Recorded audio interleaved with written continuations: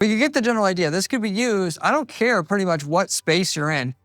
We've done this in the HVAC space where people were wanting to get pricing on new HVAC systems for their houses when they went out. Because what happens when their air conditioning system goes down? They call a HVAC company. They need to get it tuned up or fixed. They realize they need a whole new unit. And then they start going to research online because they don't want to just trust the initial company that they not really have much trust in or of already because it's like the first time they've dealt with them. How much does a 2-ton HVAC system, air conditioning system, cost? And then your ad pops up. See how much your HVAC system in Dallas should cost. Click on the ad, get to the landing page. You've got all their information now.